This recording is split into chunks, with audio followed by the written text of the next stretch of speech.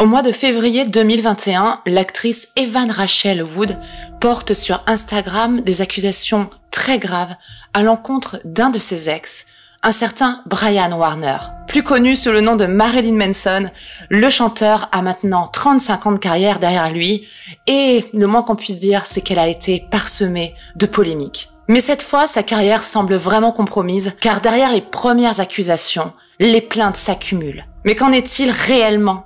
Et qui se cache derrière les maquillages outranciers de cet artiste adulé par certains et détesté par d'autres? C'est justement ce dont on va parler aujourd'hui dans cette vidéo. Moi c'est Nelly, bienvenue sur ma chaîne où je poste à raison 2 fois par mois des vidéos traitant d'affaires criminelles ou bien du monde de la musique et je pense que vous aurez deviné qu'aujourd'hui il va s'agir de la deuxième option. C'est de loin la vidéo la plus longue et la plus ambitieuse que j'ai postée jusque-là sur ma chaîne pour la bonne et simple raison, c'est que Marilyn Manson, c'était mon artiste préféré quand j'étais jeune, de mes 16 ans dans les années 2000 jusqu'à mes 20 ans à peu près, j'ai été très fan. Je sais depuis toujours que cette vidéo, j'allais la faire. Je ne savais pas quand, je ne faisais que repousser à cause de la pression parce que je mettais la barre vraiment très haut. Nous y voilà aujourd'hui et je vous propose d'attaquer directement.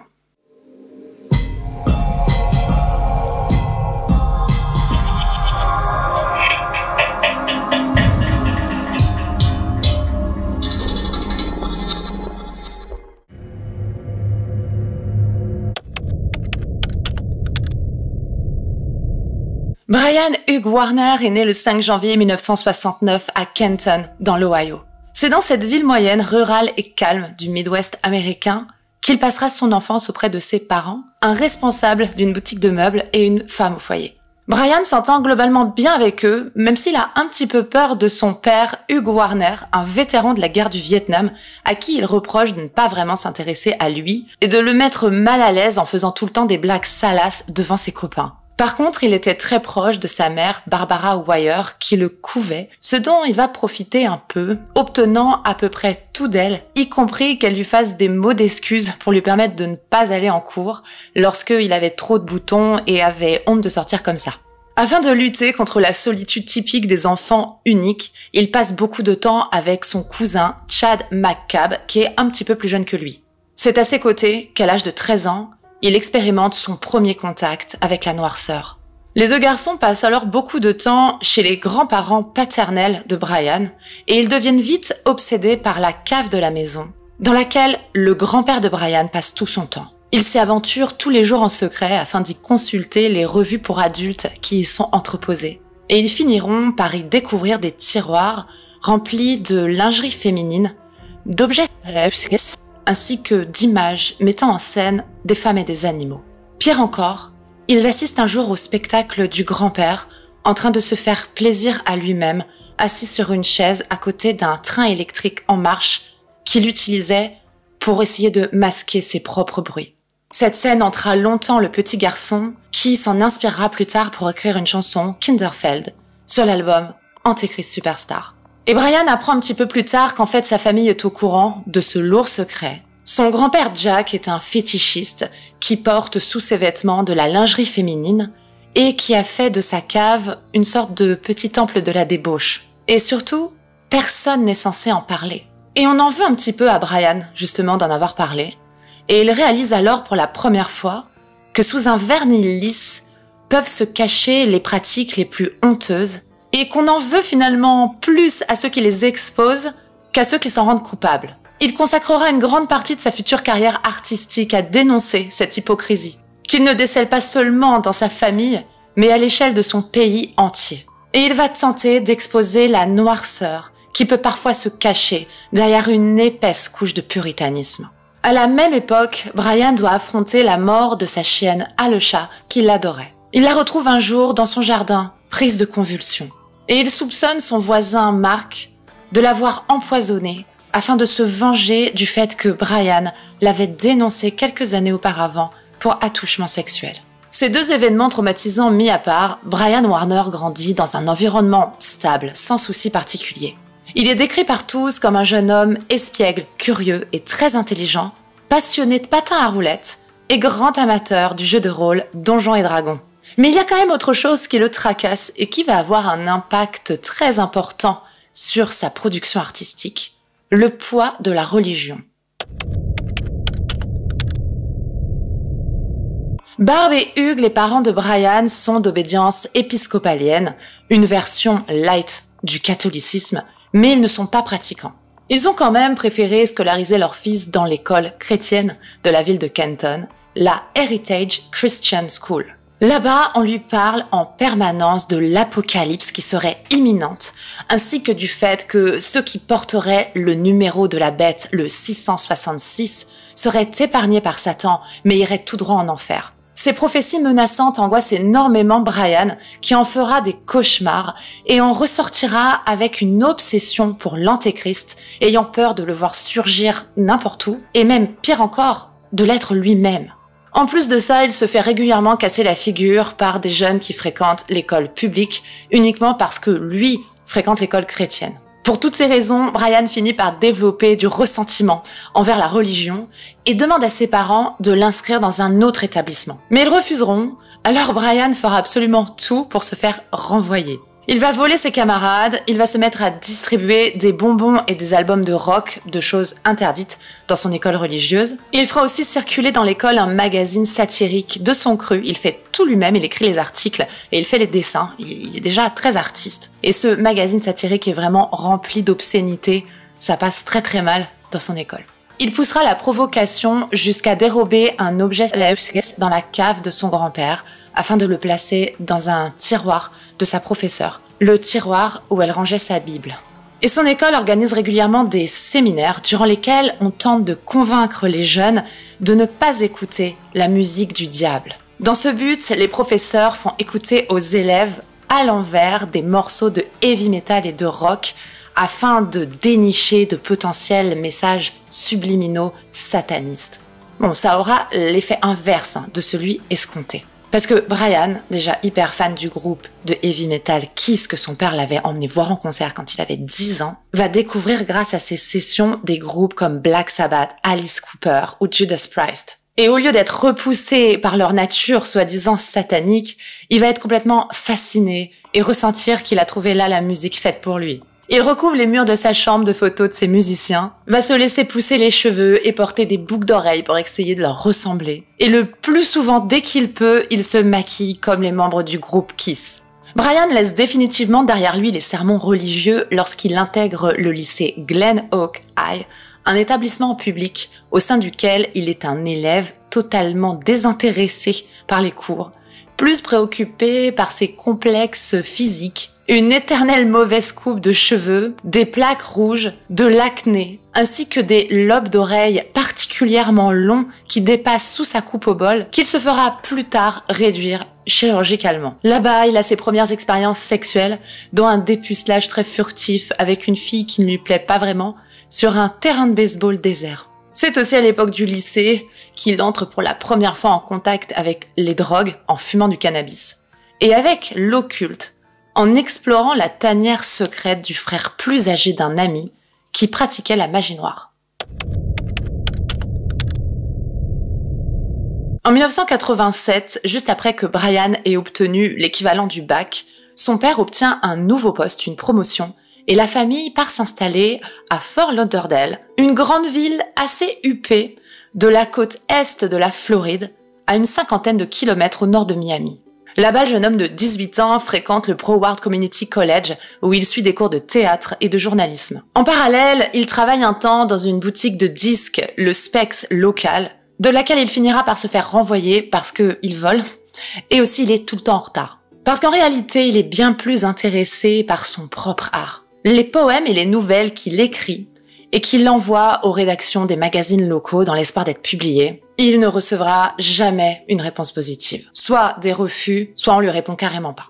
Mais Brian a une qualité qui lui servira beaucoup par la suite, il ne se laisse pas abattre par les échecs. Comme avec les filles, avec lesquelles il a dû essuyer quand même pas mal de refus à cause de son physique atypique, et pourtant il s'est jamais démoralisé, il a même fait de ses faiblesses une force, il en a tiré une sorte de singularité, un charisme. Et là, il a pas non plus baissé les bras face au refus des rédactions de le publier. Il a commencé à écrire des comptes rendus de concerts et des critiques d'albums pour un magazine local, un petit truc gratuit sans prétention. Mais à force de persévérance et en mentant sur son CV et ses expériences, il finira par obtenir le très prestigieux poste de rédacteur en chef pour une revue branchée, 25th Parallel. Et c'est grâce à ce poste qu'il va rencontrer de nombreux musiciens qui l'adulent, dont un certain Trent Reznor, le fondateur et chanteur de Nine Inch Nails, un groupe de métal industriel, son genre préféré, qui cartonnait à l'époque. Mais en interviewant tous ces artistes, Brian réalise vite qu'il n'est pas du bon côté du micro. Il veut être celui qui répond aux questions et pas qui les pose, car il sent qu'il a beaucoup plus de choses à dire que la plupart d'entre eux, et surtout, il a une revanche personnelle à prendre. Il veut que les gens qui l'ont repoussé, ses ex-petits amis, ou bien les magazines qui ont refusé de le publier, le regrettent amèrement. Brian a compris qu'il était temps pour lui de partager son art afin de réaliser ses rêves. Il commence par déclamer ses poèmes dans un petit club de Fort Lauderdale qui tenait des sessions micro ouverts. Les quelques spectateurs qui l'écoutent ne sont pas très réceptifs, mais ils lui disent qu'il a une bonne voix et qu'il devrait monter un groupe. Problème, il ne joue d'aucun instrument, ne connaît pas non plus de musicien, et il a une peur bleue de la scène depuis qu'au collège, il a interprété le rôle de Jésus dans une pièce de théâtre et que pour l'embêter, ses camarades lui ont arraché la serviette qu'il avait autour des hanches et qu'il s'est retrouvé plus ou moins nu devant eux. Mais encore une fois, tout ça n'est pas suffisant pour l'arrêter. Et il commence à beaucoup traîner dans des clubs et des soirées de la scène underground floridienne. Et là-bas, il va faire beaucoup de rencontres intéressantes qui vont lui permettre de concrétiser son projet musical. Et Brian a déjà trouvé son nom de scène, ce sera Marilyn Manson, l'association de deux figures emblématiques de son pays, l'une représentant sa violence, Charles Manson, un homme qui a poussé des jeunes à commettre des crimes atroces, et l'autre, Marilyn Monroe, pour représenter le glamour. Ça symbolise la dualité des États-Unis, son pays, dont il passera le reste de sa carrière à tenter de dénoncer l'hypocrisie. Il veut devenir le visage de l'Amérique que celle-ci tente de cacher. De base, ce nom devait servir pour être le personnage principal d'une nouvelle qu'il comptait écrire, mais il a préféré l'utiliser pour un projet bien plus ambitieux. Bousculer le monde de la musique et devenir l'artiste le plus choquant et provocateur que l'Amérique ait connu. La première prestation de Marilyn Manson and the Spooky Kids a lieu en avril 1990 au Churchill Hideaway, devant une vingtaine de personnes, même si aujourd'hui ils sont beaucoup plus nombreux à dire qu'ils étaient présents. Brian Tutunik, un ami du cours de théâtre de Brian, devient Olivia Newton-Bundy et joue de la basse. Un certain Perry, alias Zaza Speck, joue du clavier. Scott Putesky, un musicien New Wave que Brian a rencontré quelque temps auparavant dans une soirée, joue de la guitare. Tandis que Brian Warner, devenu Marilyn Manson, déclame en hurlant ses poèmes dans le micro. Ils n'ont pas de batteur et utilisent une boîte à rythme, ce qui ne gêne pas du tout Brian, parce que la boîte à rythme, c'est typique du son métal industriel qu'il vise. Vous aurez remarqué que tous les membres du groupe, sur l'idée de Brian, ont adopté un pseudo basé sur la dualité des États-Unis, en associant le prénom d'une starlette avec le nom de famille d'un tueur en série. Et ce principe sera respecté jusqu'à la fin des années 90 pour tous les membres du groupe. Lors de ce premier concert, Brian Warner porte un t-shirt à l'effigie de Marilyn Monroe, sur le front de laquelle il a dessiné une croix gammée, comme celle que Charles Manson portait à une époque sur le front. Il venait de se faire enlever un grain de beauté au niveau de la poitrine et s'est amusé à tirer un peu sur la peau pour tacher son t-shirt. Et la base de son look est posée, celui qu'il gardera pendant très longtemps, un look décalé et androgyne avec une petite touche sanglante. Le soir après le show, Brian va vomir aux toilettes à cause du stress. Mais en entendant les applaudissements, il réalise que ceux-ci lui font ressentir la meilleure sensation qu'il a connue dans sa vie et il sait qu'il fera tout pour la ressentir le plus souvent possible à l'avenir. Cette première formation du groupe ne tiendra pas longtemps puisque dès le second concert, Brian Tutunik, l'ami du cours de théâtre de Brian Warner, sera remplacé par Brad Stewart, un musicien pour des groupes locaux de métal industriel que Brian a rencontré dans une soirée, et qui devient Gidget Gein. Perry, lui, est remplacé au clavier par Stephen Beer, alias Madonna Wayne Gacy, qui sera le plus souvent appelé Pogo. Un jeune homme un peu illuminé, c'est le moins qu'on puisse dire, victime de très grands moments d'absence à cause d'un traitement contre l'hyperactivité qu'il a reçu étant enfant. Brian l'a rencontré dans la même boîte de nuit que Gigi Hadgain et il a eu un vrai coup de cœur amical pour lui, à tel point qu'il lui a fait intégrer le groupe alors qu'il n'a même pas encore de clavier sur lequel jouer. Il se dit même qu'il a mis moins de temps à apprendre à jouer du clavier qu'à rassembler l'argent pour s'en acheter un. Pogo est un type vraiment particulier qu'on a très peu entendu parler en interview. Je me suis même posé la question à une époque s'il avait une voix. Il est assez flippant d'attitude et d'apparence. Et ça contribuera à faire de lui un membre incontournable du groupe pendant très très longtemps. À l'époque, il n'y avait pas Internet, donc un groupe qui cherchait à se faire connaître n'avait pas vraiment d'autre option que de tout miser sur les prestations scéniques. Manson, parce qu'on va l'appeler comme ça maintenant, Manson l'a bien compris, et il décide d'opter pour un spectacle total sur scène, autant visuel qu'auditif. Dans ce but, il intègre une fille à ses mises en scène, une amie de sa petite amie de l'époque, Teresa. Elle s'appelle Nancy, c'est une fille au look gothique et avec une personnalité très forte et qui surtout est follement amoureuse de Manson. Elle est prête absolument à tout pour lui plaire et surtout pour intégrer son projet musical. Alors elle va se plier à toutes ses exigences, toutes ses idées, y compris les plus farfelues et les plus humiliantes. Il déambule sur scène en la tenant en laisse alors qu'elle est habillée très légèrement, on va dire, ou alors il l'enferme dans une cage, et les deux se livrent à des actes un peu olé olé, plus ou moins poussés. Une fois, Manson attaque à la tronçonneuse la cage dans laquelle Nancy est enfermée et se blesse, ajoutant encore une fois un petit peu d'hémoglobine à la prestation. Manson finira par tromper sa petite amie Teresa avec Nancy, mais comme celle-ci est très amoureuse, elle va exiger plus de lui, et les choses vont mal tourner. Manson ne supporte pas qu'elle cherche à tout prix à faire partie du groupe ou qu'elle cherche à se venger parce qu'il l'a repoussée. Il va même envisager de la tuer. Heureusement, il abandonne son projet au dernier moment alors qu'il était devant chez elle avec des bidons d'essence dans le projet de foutre le feu à sa maison, quoi.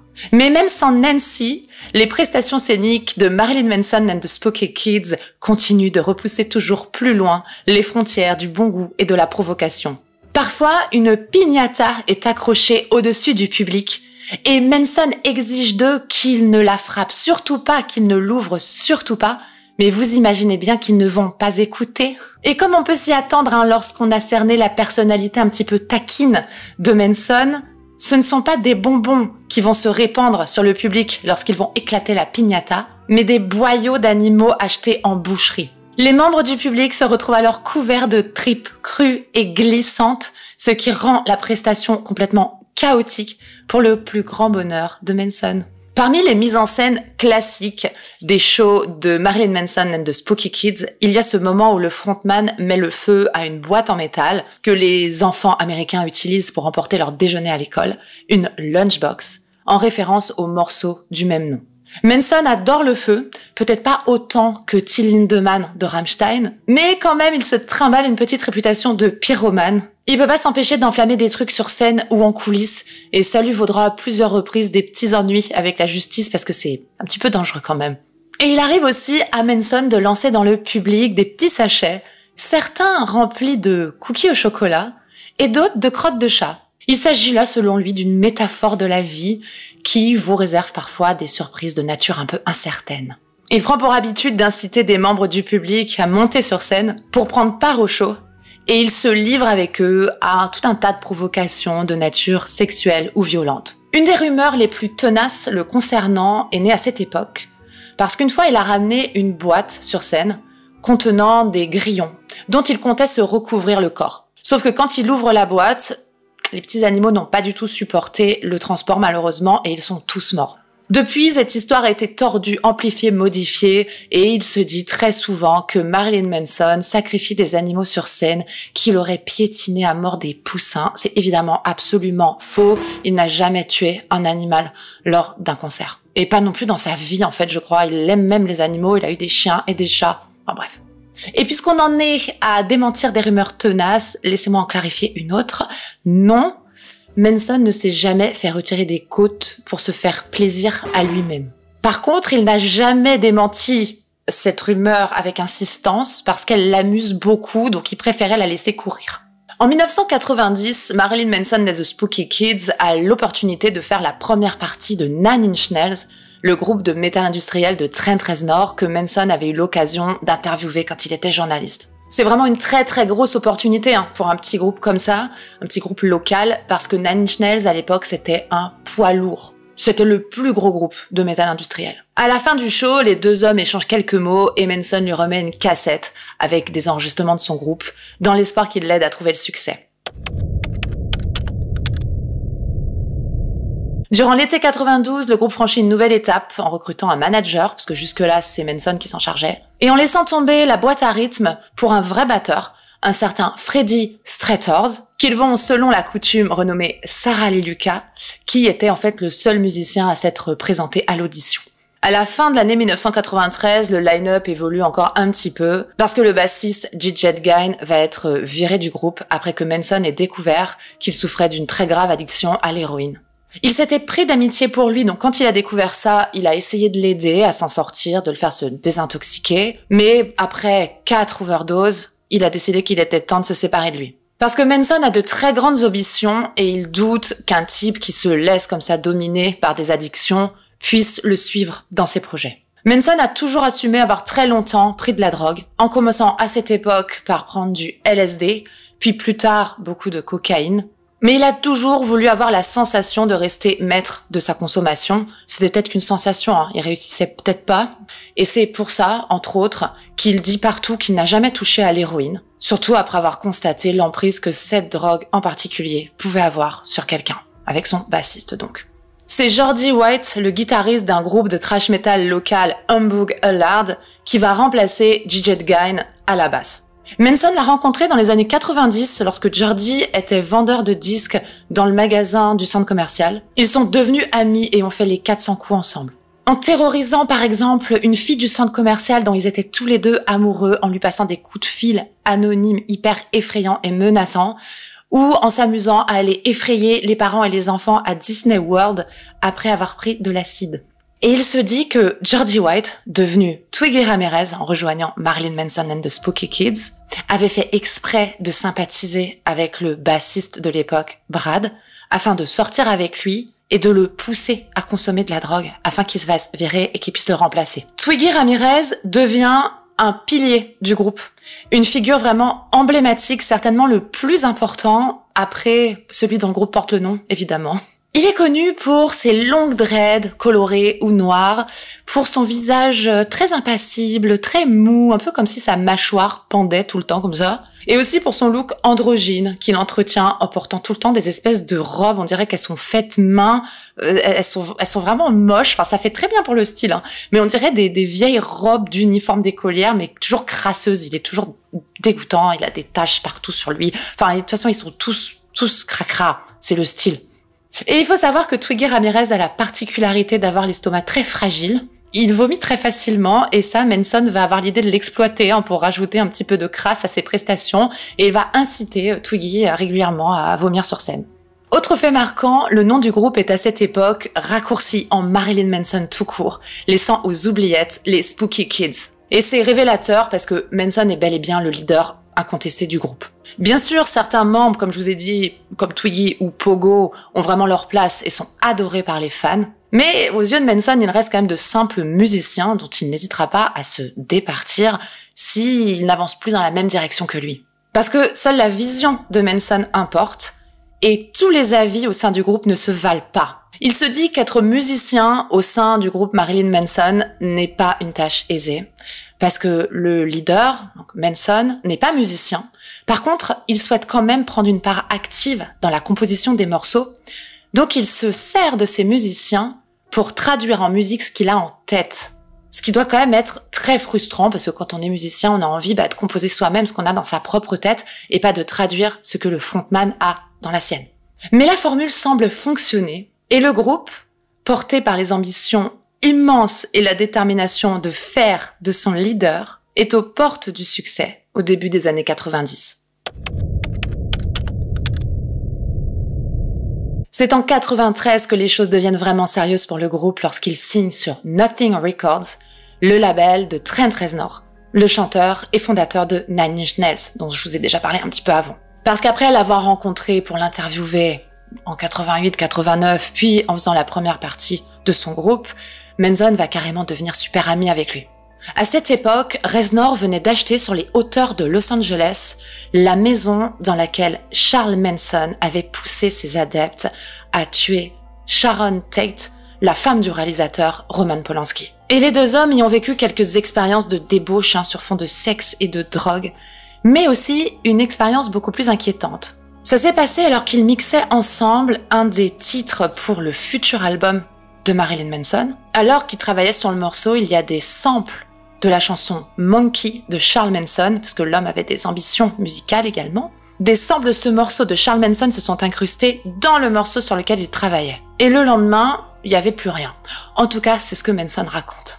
Le premier album de Marilyn Manson, Portrait of an American Family, sort en 1994. Le disque est une attaque au vitriol de l'Amérique conservatrice et chrétienne, que Manson accuse d'être hypocrite et de cacher sa laideur sous un vernis de puritanisme. Il aborde les thèmes de l'enfance et du harcèlement et fait de nombreuses références à la pop culture, comme à Willy Wonka et au film de John Waters. Le succès commercial de l'album est modéré, mais il reçoit quand même de bonnes critiques dans la presse spécialisée, et il se vendra quand même sur les 10 années suivantes à 500 000 exemplaires. Mais Manson, qui a vraiment de très très grandes ambitions, ressentira cette sortie comme un échec, parce qu'il ne compte pas du tout se contenter d'une petite carrière sur la scène underground floridienne.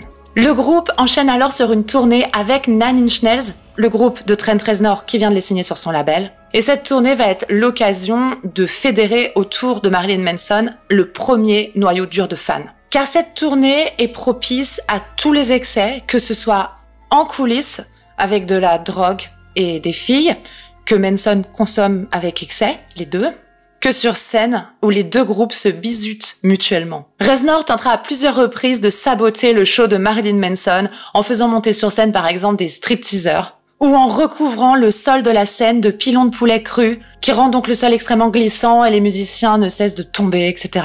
Manson, lui, pour se venger, interviendra un jour sur scène pendant un show de Nine Inch Nails pour se livrer à un acte sur Robin Thicke, le guitariste du groupe. Très souvent, ça devient vraiment une habitude. La police est là à la fin du concert et attend que Manson descende de scène pour directement l'embarquer pour conduite indécente.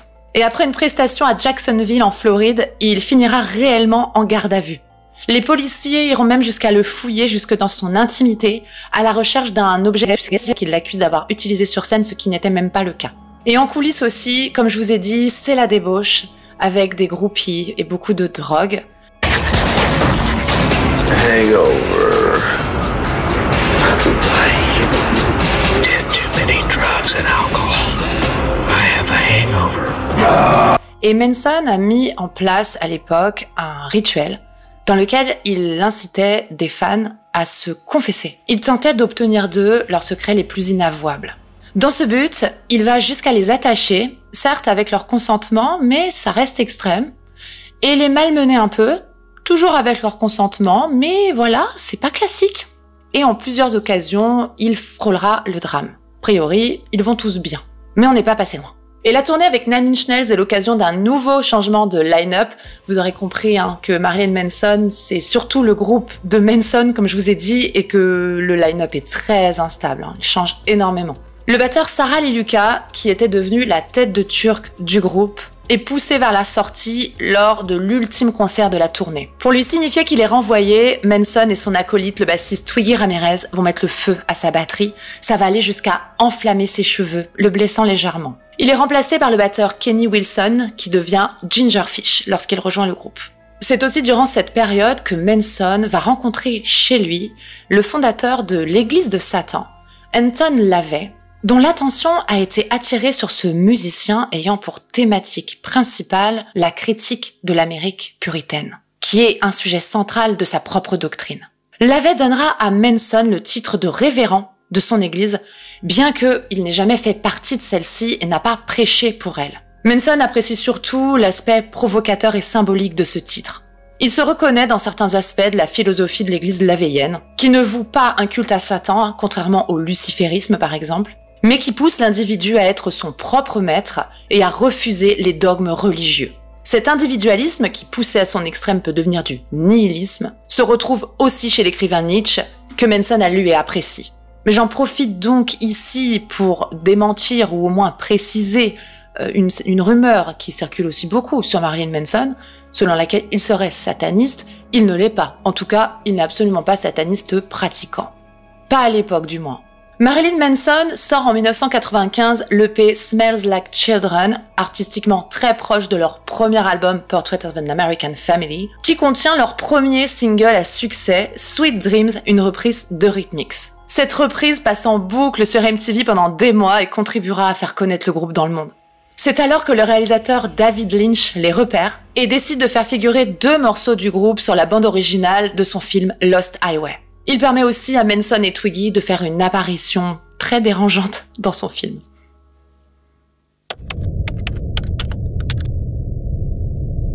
Le groupe sort en 1996, l'année suivante, son album le plus emblématique, Antéchrist Superstar. Le nom de l'album est un clin d'œil à la comédie musicale Jesus Christ Superstar.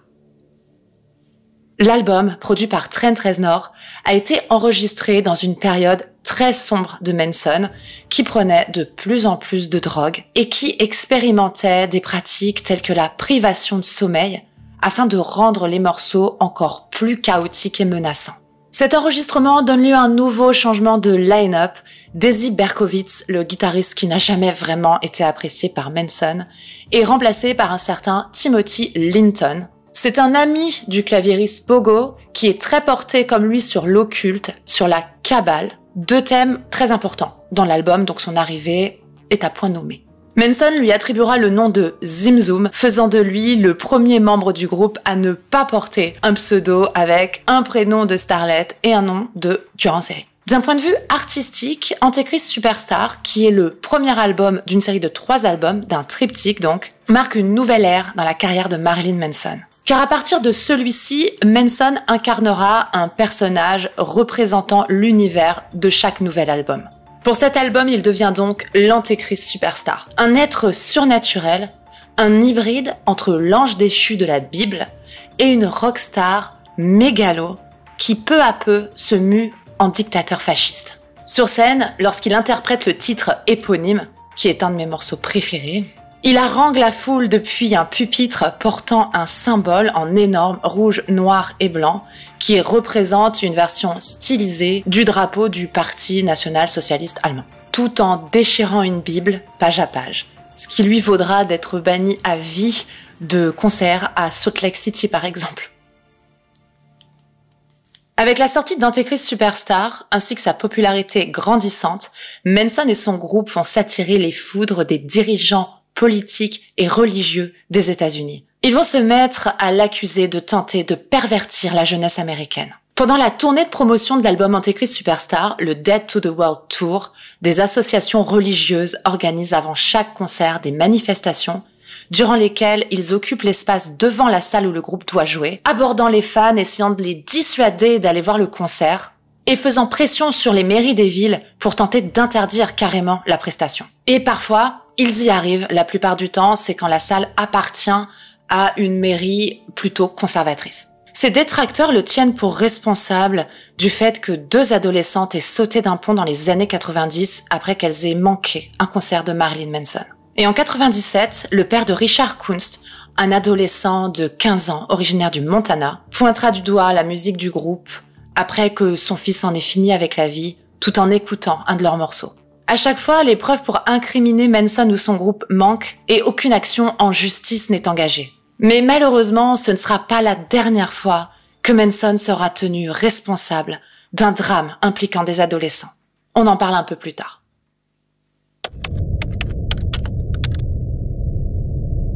Marilyn Manson opère un virage artistique radical avec l'album suivant, sorti en 98, Mechanical Animals. Il délaisse la noirceur du métal industriel et les références kabbalistiques et nietzschéennes pour quelque chose de beaucoup plus lumineux. Un univers glam rock des années 70, grandement inspiré par David Bowie, dont Manson est fan. Durant cette ère, il incarne un nouveau personnage, Omega. C'est un alien androgyne aux cheveux rouges, une rockstar dans toute sa splendeur, qui emprunte beaucoup à David Bowie justement.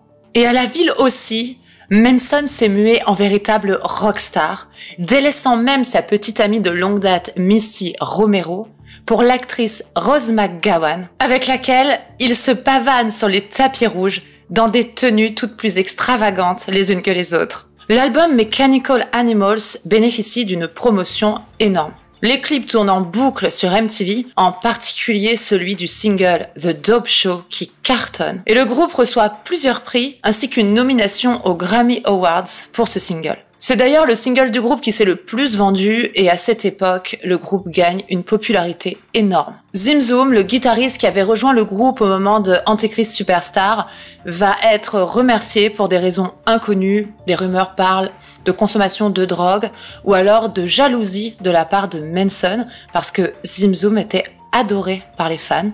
Il est remplacé par John Lowery. C'est un musicien très coté, très technique, qui a travaillé avec Rob Halford et David Lee Roth. Il est assez différent des autres membres du groupe, il est plus sérieux, il est vraiment concentré exclusivement sur la musique, c'est un peu un geek de la guitare, et ça lui vaut pas mal de moqueries. Une rumeur prétend même que Manson lui a attribué le nom John V en référence au fait qu'il le considère comme la 5e roue du carrosse.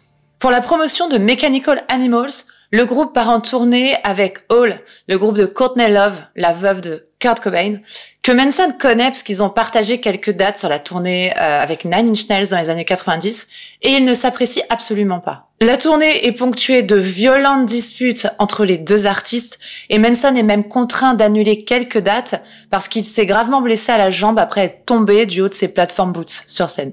Le groupe est à son apogée et Manson n'est pas loin d'atteindre son but, acquérir le statut de rockstar ultime lorsqu'un événement tragique va risquer de tout compromettre. Le 20 avril 1999, deux lycéens de 18 ans, Eric Harris et Dylan Klebold, ouvrent le feu dans leur lycée de Columbine, à Littleton, près de Denver, dans le Colorado. Ils préparaient leur attaque depuis longtemps. Ils tuent 13 personnes, en blessent 24, avant de se donner la mort dans la bibliothèque du lycée. L'affaire bénéficie d'une couverture médiatique absolument énorme, les États-Unis n'ayant connu à l'époque qu'une dizaine de fusillades en milieu scolaire, le rythme s'étant grandement accéléré depuis. Comme toujours, lorsque le mobile n'est pas clair, la justice, les médias, les politiques et l'opinion publique cherchent un coupable en fouillant dans les goûts musicaux des deux auteurs du crime. Parmi une longue liste d'artistes musicaux qu'ils adoraient et qu'on retrouvera dans leurs carnets intimes, figure un MM qui va être vite attribué à Marilyn Manson.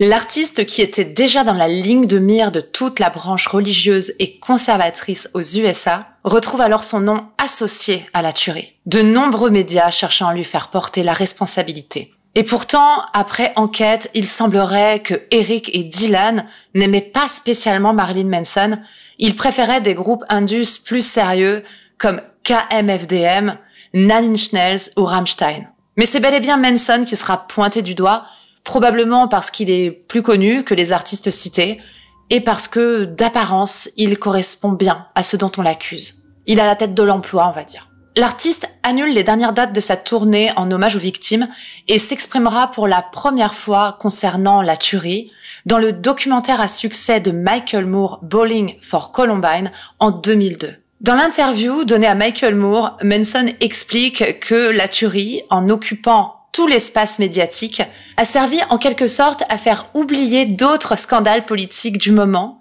tels que l'affaire Monica Lewinsky. Mais surtout faire oublier le fait que peu de temps avant, Bill Clinton, le président des États-Unis, qui était impliqué dans l'affaire Monica Lewinsky, avait ordonné le bombardement de l'Irak, provoquant bien plus de morts civiles que n'importe quelle fusillade dans un lycée. Et une des réponses de Manson dans l'entretien a particulièrement marqué l'opinion publique. If you were to talk directly to the kids at Columbine or the people in that community, what would you say to them if they were here right now?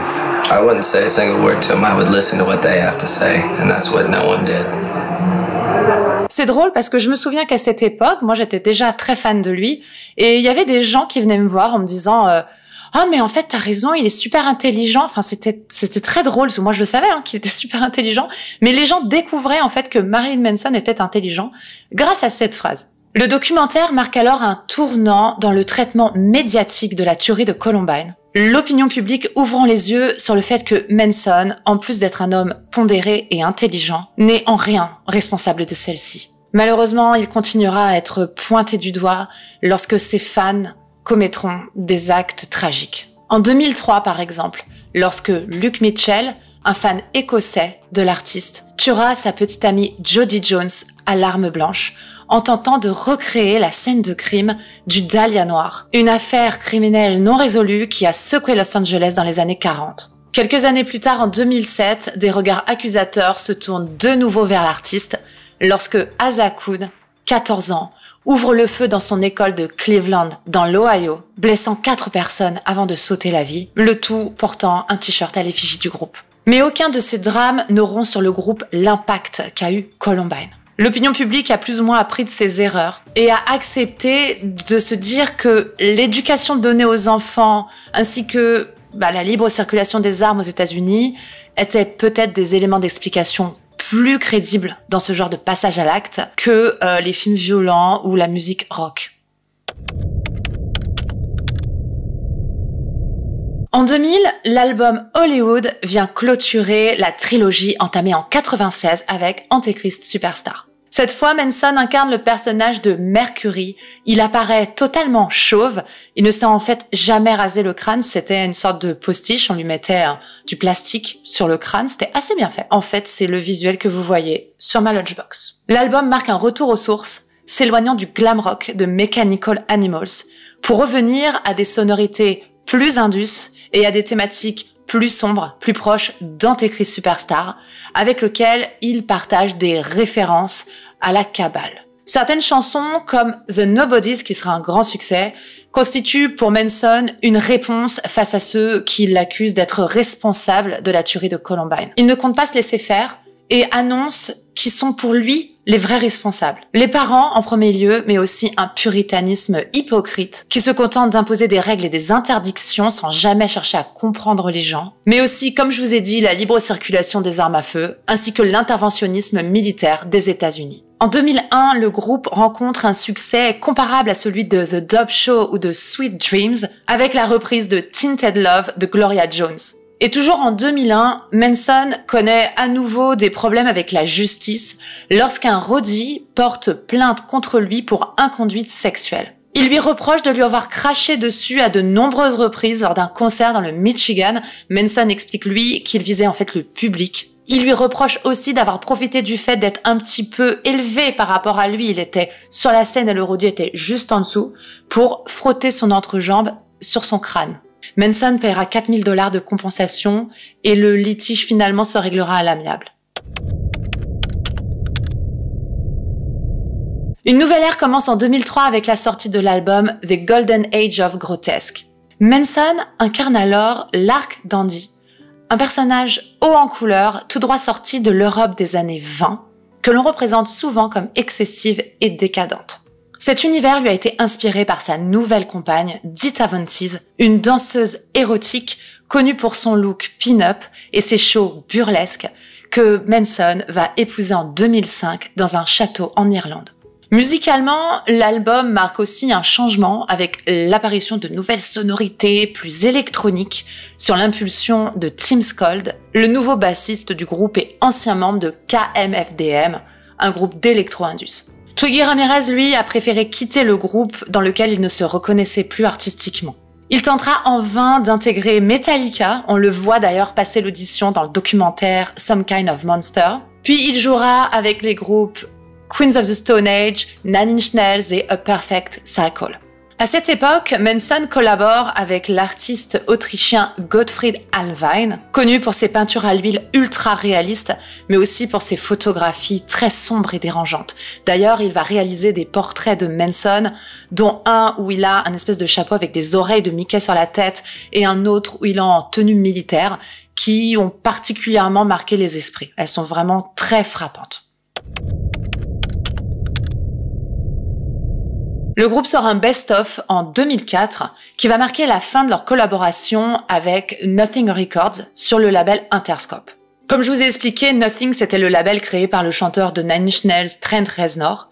Et il faut savoir que depuis quelque temps, ça se passait plus bien du tout entre Manson et Reznor. Parce que ce dernier lui en voulait d'avoir parlé de lui dans son autobiographie, parce que dans ce livre sorti en 2000, Manson y dépeint un Reznor vraiment très décadent, quasiment aussi déjanté que lui, alors que Reznor, certes, il avait un côté sulfureux, mais Reznor, il a toujours bien entretenu un côté assez sérieux, un vrai musicien bien sérieux, et il a pas du tout aimé que Manson parle de sa vie privée dans son bouquin et le dépeigne en rockstar décadente.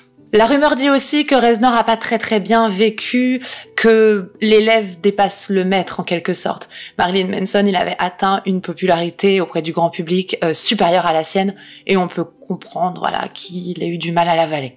Même si ça n'enlève rien à son propre talent et à la qualité de son groupe Nine Inch Nails, qu'à titre personnel j'adore aussi. Et puis bon, Trent Reznor depuis il a quand même eu 2 Oscars pour des musiques de films. C'est pas le cas de Manson.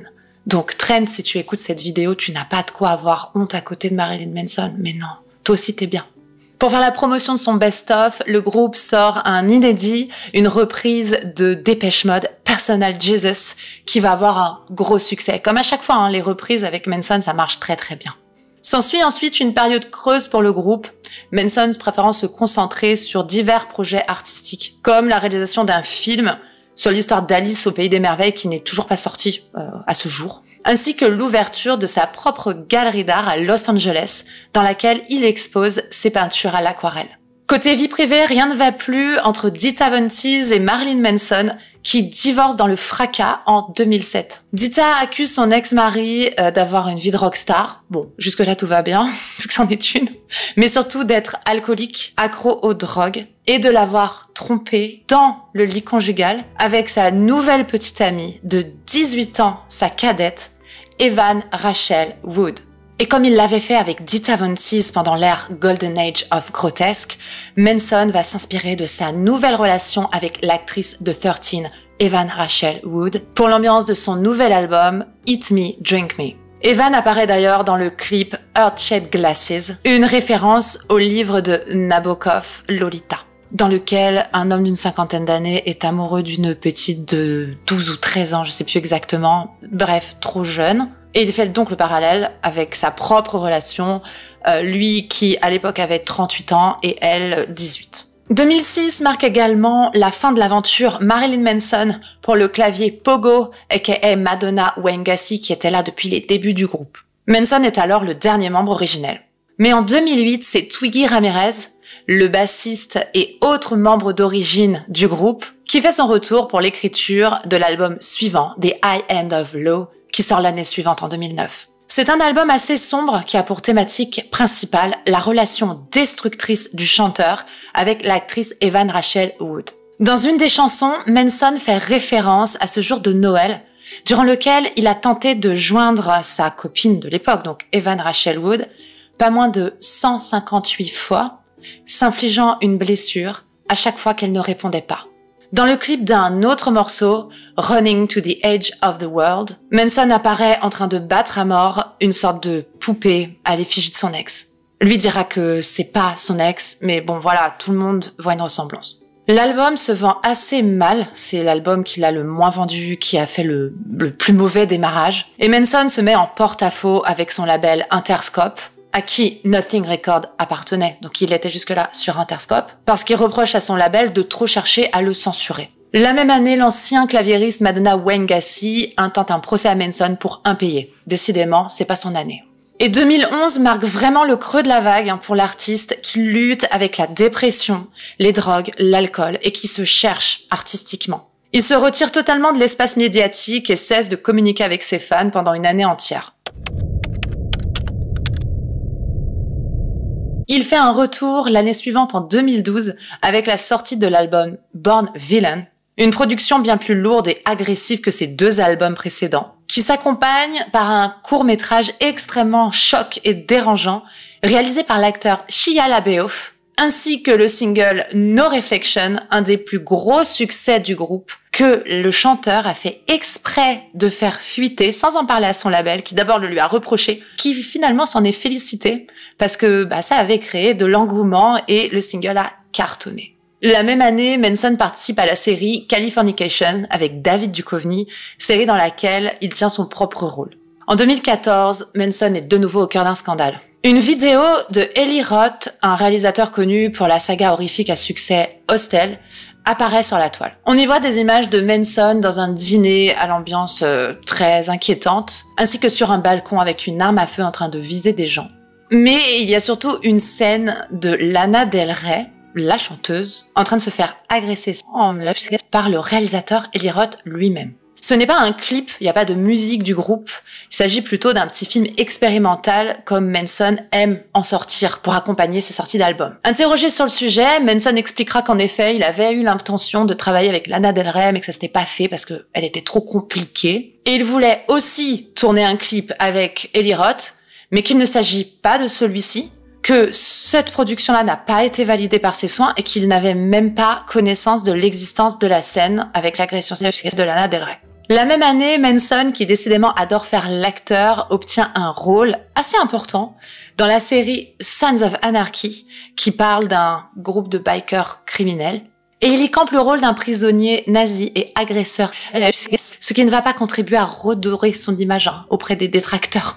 Et d'ailleurs, en juin 2014, nous aurons une nouvelle preuve de l'animosité des religieux intégristes envers Marilyn Manson. Lors de sa tournée des festivals en Russie, l'artiste est contraint d'annuler 2 dates. Une à Moscou le 27 juin après des menaces d'attaque à la bombe et une seconde à Novosibirsk le 29 juin. Parce que des centaines de manifestants orthodoxes s'étaient déversés dans les rues aux abords de la salle de concert où ils devaient jouer, exigeant l'annulation pure et simple du concert qu'ils estimaient obscène et hostile à leur religion parce que quelques années avant, il avait brûlé une Bible ou déchiré une Bible en Russie. Et qu'on soit d'accord, même si vous aurez compris que je suis fan de Marilyn Manson, ou en tout cas je l'ai été très longtemps, je peux tout à fait comprendre que des religieux soient outrés qu'on s'en prenne comme ça à la Bible, mais interdire, à mon avis, c'est pas la solution. Voilà. En 2015, le groupe sort un nouvel album, The Pale Emperor, et il est en hommage à Barb, la mère de Manson, qui est décédée l'année précédente de la maladie d'Alzheimer. L'album marche mieux que le précédent et le groupe embarque pour une tournée avec Slipknot, un poids lourd de la scène métal. En 2017, la sortie de son album Heaven Upside Down s'accompagne, comme la sortie précédente, d'un film choc que Manson diffuse le jour de la présidentielle américaine. Dans celui-ci, on voit l'artiste décapiter un personnage à l'effigie de Trump. En octobre 2017, on apprend la mort du guitariste et membre fondateur du groupe Desi Berkowitz des suites d'un cancer. Quelques jours plus tard, Twiggy Ramirez est renvoyé du groupe suite à ce que son ex, Jessica, du groupe Jacob Gill, un groupe de la scène floridienne avec qui il traînait à l'époque dans les années 90, et la chanteuse était sa petite amie, et bien maintenant, elle l'accuse d'agression sexuelle. Manson n'a pas de preuves, il n'est pas sûr que son ami et membre fondateur du groupe est coupable, mais bon, il y a MeToo, etc., il préfère pas prendre trop de risques, il renvoie Twiggy, dans le doute. Mais ce qu'il ne sait pas à l'époque, c'est qu'il sera bientôt lui-même visé par des accusations encore plus graves, qui risqueront bien de lui coûter sa carrière. Car en février 2021, seulement 5 mois après la sortie de son 11e album We Are Chaos, le label Loma Vista ainsi que son manager annoncent à Marilyn Manson qu'ils rompent leurs engagements avec lui. Car Evan Rachel Wood, l'actrice avec laquelle Manson a eu une relation très mouvementée de 3 ans, à partir de 2007 quand elle avait 20 ans et lui 38, l'accuse aujourd'hui d'abus sexuels et psychologiques. Cela faisait déjà des années que Wood parlait, sans le nommer, d'un ancien partenaire qui aurait abusé physiquement et émotionnellement d'elle et qui userait de sa notoriété pour faire pression sur les autres femmes auxquelles il ferait subir le même sort. Elle finit par le nommer sur son compte Instagram en février 2021. Et très rapidement, au cours de la même année, ce ne sont pas moins de 15 femmes qui porteront des accusations similaires à son encontre. Bon, la plupart d'entre elles portent sur des accusations moins graves, plus de la maltraitance psychologique, telle que le love bombing. C'est un terme inventé récemment pour désigner le fait, dans un premier temps, d'inonder quelqu'un avec de l'amour et des attentions affectueuses, pour ensuite l'en priver, que la personne devienne dépendante de ça, et cherche à tout pour récupérer cet amour, quitte à accepter des brimades. Il est aussi accusé de mensonges, de chantage, du fait d'aimer le sexe un peu violent. Enfin, il n'y a pas que des choses répréhensibles pénalement. Mais 5 d'entre elles, donc de ces accusations, portent sur des choses plus graves et donneront lieu à des actions en justice. La première, c'est donc Evan Rachel Wood, son ex. Elle se plaint d'agressions sexuelles, de privation de nourriture, de séquestration et de menaces de mort. L'actrice d'origine juive accuse également Manson d'antisémitisme, expliquant que pour l'énerver, il s'amusait à dessiner des croix gammées et aussi il utilisait le N-word. Les avocats de l'actrice mettent sur la table des propos tenus par Manson en interview dans lesquels il disait qu'il aurait aimé lui fendre le crâne avec une hache. Ils utilisent aussi évidemment contre lui des détails intimes de leur relation que le chanteur a dévoilés dans les paroles de son album The High End of Law. Le harcèlement téléphonique dont je vous ai parlé, le chantage affectif, etc. La seconde accusatrice est l'actrice de Game of Thrones, Esme Bianco, avec qui l'acteur a eu une très brève relation en 2011. Elle l'accuse d'agression, de séquestration et de travail forcé. La troisième est Ashley Morgan Smithline, une mannequin avec qui le chanteur a eu une unique relation intime en 2010 et qui, selon elle, n'était pas consentie du coup. La quatrième s'appelle Ashley Walters et elle a été l'assistante personnelle du chanteur en 2011. Elle l'accuse de l'avoir battu, humilié et de l'avoir incité à avoir des relations sexuelles avec d'autres personnes. La dernière accusatrice restée anonyme se plaint d'une agression en 2011. Manson, lui, nie immédiatement toutes les accusations, affirmant que les relations mentionnées étaient toutes consenties au moment des faits. Il se retire des réseaux et se retranche dans sa maison de Los Angeles avec Lindsay Uzish, une photographe avec qui il partage sa vie depuis 2010. En 2022, Manson contre-attaque et engage des poursuites judiciaires en diffamation contre Evan Rachel Wood et sa nouvelle compagne, puisqu'elle est bisexuelle, Ilma Gore. Il les accuse d'avoir recruté puis briefé d'anciennes de ses conquêtes afin qu'elles portent des accusations contre lui. Il aurait mis la main sur une sorte de checklist qui aurait été envoyée à des dizaines de femmes qui ont fréquenté de près ou de loin Manson dans le but de recueillir des infos et de plus ou moins les inciter à porter des accusations. Il les accuse aussi d'avoir falsifié des documents officiels et hacké sa boîte mail. La plainte de Manson est rejetée, mais dans le même temps, 2 des 5 plaintes, celles de la femme anonyme et de son ancienne assistante, sont abandonnées. Pire encore, une autre des 5 accusatrices, Ashley Smithline, se rétracte mais ne se contente pas de ça.